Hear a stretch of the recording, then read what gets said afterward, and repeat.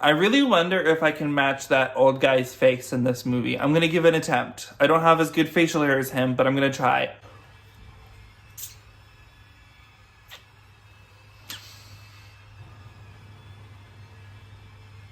Okay, let me know what you think down below, please. Welcome back, everyone, to Grizzly Reviews. My name is Garrett. Today, I'm going to be discussing A Quiet Place. Usually in October, I get to making reviews on movies that have already come out, but so far this month, I have not lived up to that personal expectation. So, with the release of the new Quiet Place game, I thought I should review the first Quiet Place movie. Because let's be honest, I love an alien thriller horror movie as much as the next person does. Not so much like the actual Alien franchise, which scares me, but like other movies that have aliens in them, like Cloverfield, which I have a huge love for. And I'm gonna say 3 movies down in a franchise, I am hooked on everything and anything A Quiet Place brings to us. Will I be checking out the Quiet Place game? I think so at some point. I just need to use my money elsewhere. I think the next video game I'm going to try to work towards getting is the Jurassic Park survival game.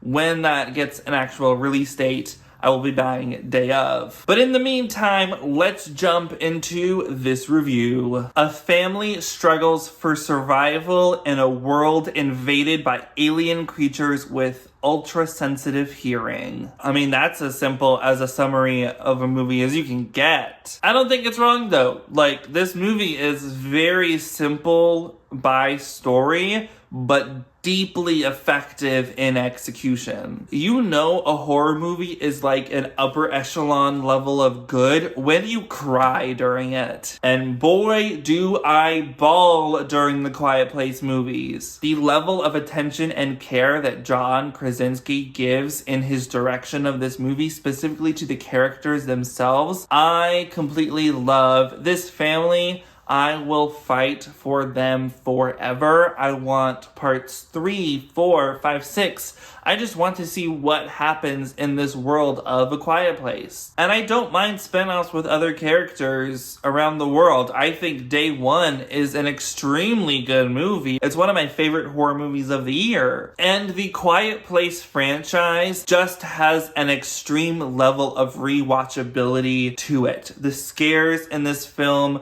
work extremely well. I will say I was listening with headphones on this viewing and I got scared so much just by sounds. A lamp being knocked over and a fire starting creates such a huge sound because the world they have to live in is quiet. And again, I'm just getting jump scared by sounds. That's how extremely effective this movie is. And not to say there aren't good jump scares, there are some great jump scares in this movie. However, my one critique really with this film is it sometimes gets very cliche in ways I don't necessarily like. There's 2 jump scares I don't like in this movie. The first one is when Emily Blunt is in the shower and like the bloody hand comes out, but with the focus of the camera, you can't see that Emily Blunt is there until she hits it with her hand. But realistically, John Krasinski should be able to see that she's in the shower. Like, it just doesn't work for me. And then the second one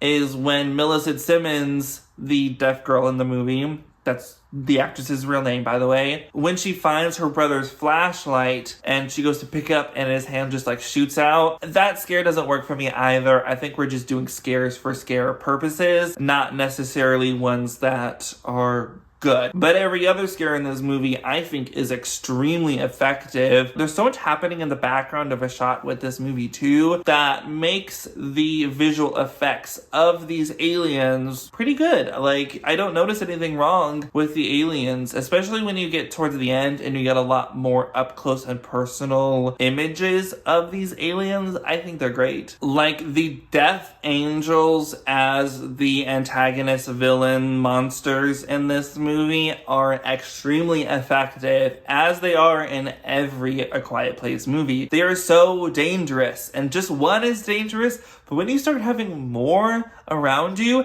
that is terrifying. Brian Woods, Scott Beck, and John Krasinski are the credited writers of this movie, and they have done an extremely good job at the setup and how the setup of this movie relates to how the characters are in present day. Everything that happens on day 89 at the beginning of the movie is incredibly heartbreaking. The death of their youngest son and how basically the entire family is at fault for what happens. Not necessarily Marcus, because he is the one sick, but Lee was not paying as much of attention. Emily Blunt's character, Evelyn, admits that she could have been holding her youngest son. And Reagan was the one that let him have the rocket back. So all of these characters are still feeling, more than a year later, the trauma and loss of their family member. And it's deeply devastating and heartbreaking how each character shows how they feel about that. Like, again, I'm just sobbing through this movie. It's really once Lee and Marcus go to the river and Reagan is left on her own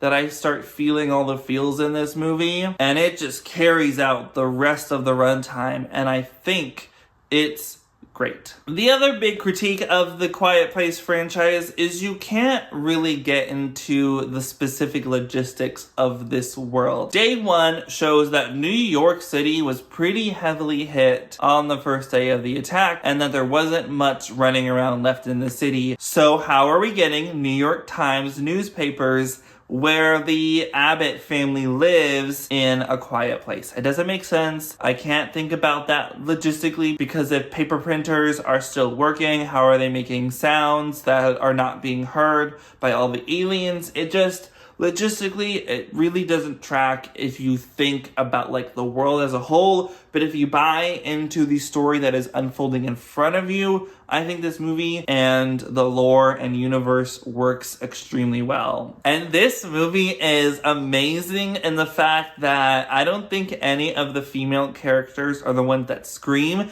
You get some scream kings in this film, which is amazing.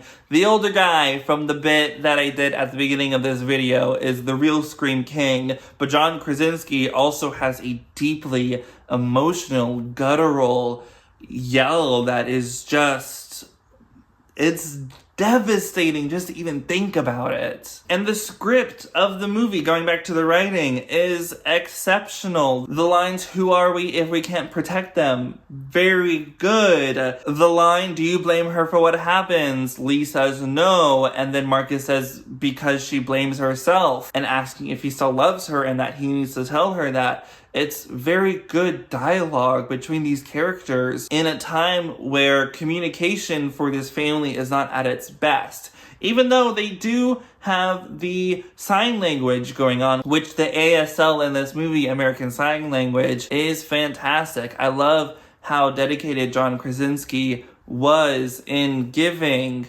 this perspective of someone with Millicent Simmonds playing Reagan, and how into the cast was with learning ASL so they could correctly portray what this would have looked like on screen. It's beautiful. It's what makes this movie special, because you also get the added sound design difference between what Reagan is able to hear and what every other character is hearing, and how that puts Reagan in a much dangerous situation, and it leads to the solutions to their problems with the frequency interference that Reagan's new cochlear implant, I think, is what we're going for in this movie. I'm not sure on the exact term. And it's affecting the Death Angels in a way that's really beneficial to our cast of characters. And the intensity of this movie builds and builds and builds. It all starts with Chekhov's nail on the floorboard of the stairs, and once Evelyn steps on it and breaks some glass,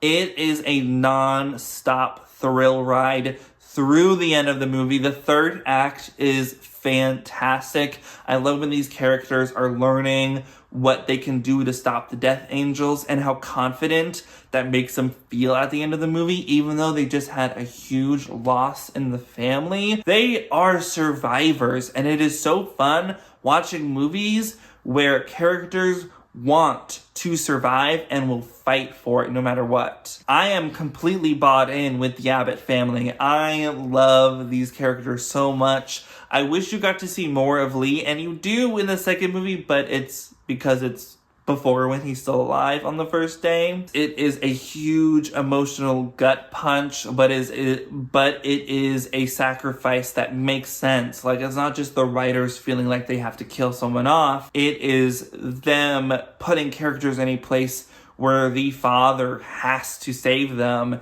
and it's his way of showing how much he loves his kids. He's willing to sacrifice himself for everyone else. What I haven't said yet is the whole birth stuff with Emily Blunt in this movie. The pregnancy and that whole sequence is deeply amazing. This might be Emily Blunt's best performance in a movie. I know that's crazy to say, but the level of pain and restraint that she is showing while she is having her contractions but can't make verbal sounds, otherwise the death angels are going to know where she is intense. It is amazing.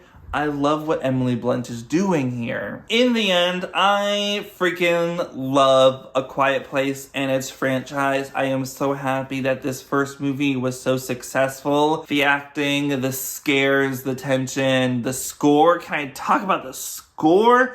Oh my gosh, I love the score for this movie. I would love to have it on record one day. For a horror movie score and a movie where you have to be quiet most of the time so you don't get a lot of the music, it is fantastic and it makes a big impact. But yeah, I love A Quiet Place. It has some cliche mistakes in it, and the world that you're in kind of doesn't work if you think about it too much. But again, if you just focus on the story that's happening in front of you, it is a deeply amazing, emotional, scary, fun time, and I am going to give A Quiet Place a 9 out of 10. Like, I just love this movie. I could rewatch this movie every year, and I really hope they keep making more movies in the main storyline with the Abbott family, so I just have even more reason to keep rewatching these movies. So thank you so much for checking out my review. Don't forget, I have a podcast called The Bear Watch Project. If you want to check out our newest episode, links are going to be down in the description. If you like this video, please give it a like and subscribe to my channel if you want to see more videos. I recently hit 700 subscribers, which for me is just amazing, and I am so thankful for every single one of you, and I can't wait to make more videos and have you watch them. Goodbye!